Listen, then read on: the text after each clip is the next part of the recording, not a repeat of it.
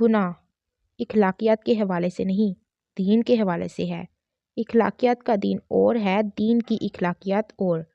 سچ بولنا اخلاقی فریضہ بھی ہے اور دینی بھی، لیکن دین نے ایسی صداقتیں بھی بیان کی ہیں جو اخلاقی صداقتوں سے بہت مختلف اور ماورا ہیں۔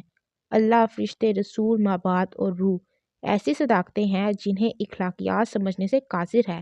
اخلاقیات انسانوں کے بنائے ہوئے ضابطہ حیات کا نام ہے اور دین اللہ کے عطا کیے ہوئے ضابطہ حیات کا نام ہے۔ گناہ اللہ کے فرمان سے انکار کا نام ہے۔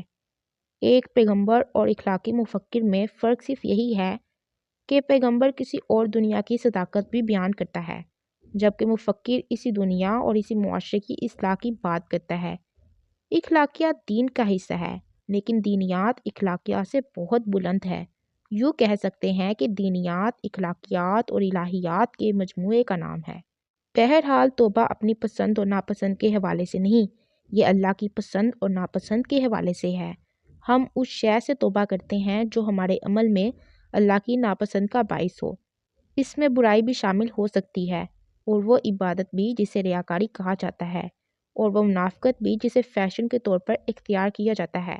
ہمارا ہر وہ عمل جو اللہ کو ناپسند ہو گناہ ہے، اور ایسے عمل سے توبہ کرنا ہی عذاب سے بچنے کا ذریعہ ہے۔ اللہ اور انسان کے مزاج میں بڑا فرق ہے۔ خالق اور مخلوق کے درجات کے علاوہ بھی فرق ہے۔ اگر تھوڑی دیر کے لیے کسی ملا کو دنیا کی خدائی دے دی جائے تو وہ اس دنیا میں کیا کیا تبدیلیاں کر دے گا۔ کافروں کو نیست و نابود کر دے گا، یہودیوں کو فی النار کر دے گا، غیر اسلامی معاشروں کو تباہ کر دے گا، غرض یہ کہ اس دنیا کو اپنے جیسا مسلمان کر دے گا۔ یہ انسان کی خدائی ہوگی۔ اللہ کی خدائی وہ ہے جو ہے۔ اللہ کے ہاں پسندیدہ دین اسلام ہی ہے، لیکن کافروں کو پیدا کرنا، انہیں طاقت اور قوت دیتے رہنا، مسلمانوں کی جو حالت ہے اسے خاموشی سے دیکھتے رہنا، اللہ ہی کا کام ہے۔ انسان اور خدا کے عمل میں جو فرق ہے اس پر غور کرنا چاہیے۔ ہماری جو مرضی اللہ کے علاوہ ہے غلطی ہو سکتی ہے، اور اس غلطی سے توبہ کرنا لازم ہے۔ ہم اپنے لیے ایک زندگی چاہتے ہیں، ایک انداز کی زندگی۔ اللہ ہمارے لیے ایک زندگی چاہتا ہے، ایک اور انداز کی زندگی۔ اگر ان دونوں میں فرق ہے تو غلطی موجود ہے۔